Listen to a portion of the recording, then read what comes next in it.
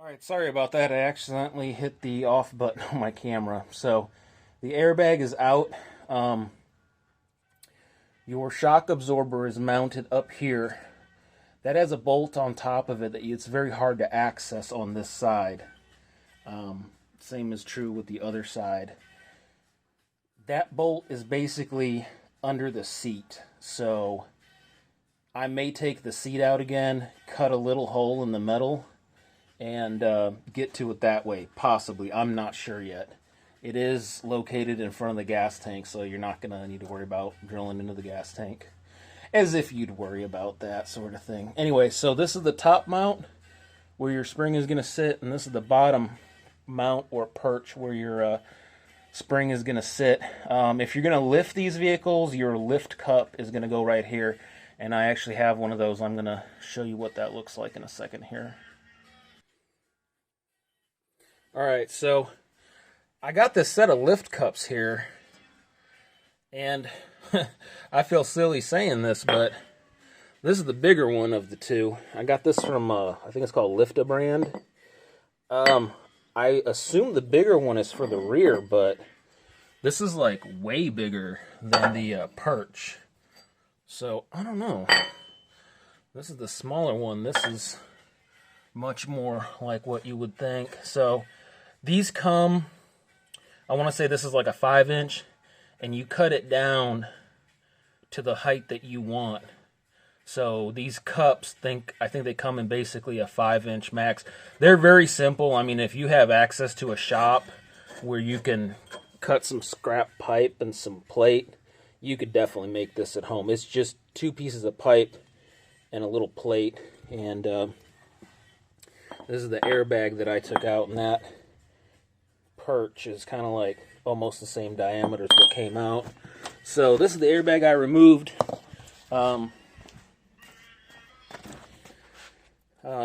This is your solenoid here, and I didn't plan on taking this out.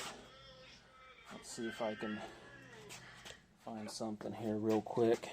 It's hard to do stuff one-handed when you're trying to videotape something. We've got this safety clip piece in here, which needs to come out first. Just gotta kind of manhandle that a little bit. Let's see here. There we go. So this solenoid here, one is your air, and then one is your wiring to control the solenoid. And this has like a 2-part twisting mechanism. You twist it once, and that's not enough for it to come out.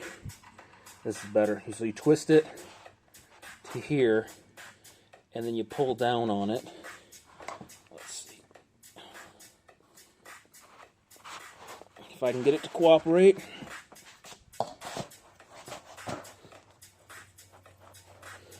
Alright. I'm not going to be able to do this one-handed. Anyway, it's kind of a Z shape. You pull it here, pull it down, and then twist it again to get it all the way out if you're going to replace the airbag. Now, this is not the original airbag. That's weird. This part's made in Hungary. Would not have expected that. Are not incorporated. These are good, though. These are old. They're made out of Continental rubber, so if you're going to replace these, definitely get a quality set. I'm sure this was probably a quality set, but we're not going to be too worried about it now. Alright, let me go get the springs and start compressing them up. Alright. I got the spring compressors on this. You are going to need basically 2 24mm sockets and an impact, because as you compress these, the socket may become kind of lodged on there. This is the part you have to take very seriously.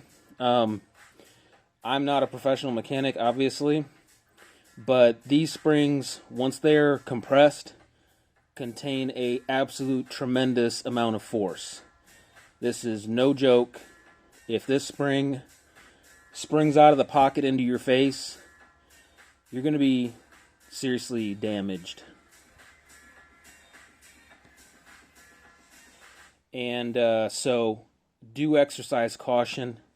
Make sure these things are locked on. They have locking pins. They have different styles of spring compressors too.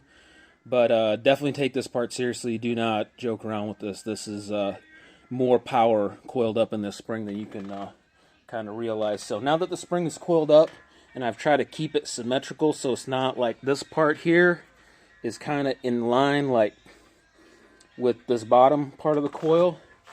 And now we're going to try to fit it back up on that perch there. Alright, so I end up having to take that down again. So this spring compressor, you are going to have to use basically the entire length of it. So you're going to want to mount one part way up high and one part way down low. And you'll see as you tighten it that you're going to start with this piece basically up here. And as you tighten it, this gets kind of longer where it goes up past the top of this spring. So it's a little fickle. You're going to have to figure out a way to keep it both tighten it in a alternating way so it stays symmetrical. And then you're going to want to make sure you can still fit it in this pocket because this thing's going to be protruding out. So you may need a couple tries, and you may need to, because of the way the spring flexes, you may need to come in here with a wrench and not be able to use your impact to tighten it or untighten it. But as you can see, it's in there, it's compressed, and it's fitting. So now I'm going to slowly take the tension off of this, and it's going to seat back into that pocket there, and then we'll attach the strut, and then you're good to go. Alright, now there you have it. Get some light in here. Okay. So this spring is seated in that little round tab thing, and it's also seated here, if you can see it, on this little perch. Now the spring is kind of loose actually. It's not super tight, but that's because your shock absorber is not mounted. You're going to take your jack and lift this part up a little bit, put tension on the spring, and then the shock absorber is going to come back into alignment with this hole, which is about, I don't know, ½ inch, 3/4 of an inch off right now. So you're going to lift it about an inch or so. Put that shock back in, and that will put enough tension on this spring to keep it from going anywhere. This is not a 5-minute job. The spring compressor is very fickle. You have to put tension on it, alternating sides, like a little bit to the left, a little bit to the right. And then when you put it in here, same thing. You have to incrementally loosen the tension on the spring compressor.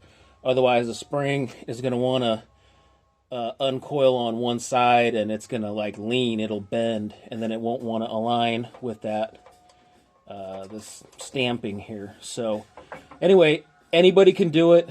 Definitely exercise some caution and be patient, because it's not a 5-minute job.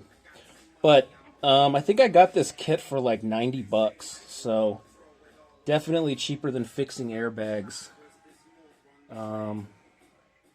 That's the other side there. So there you have it. Easy peasy.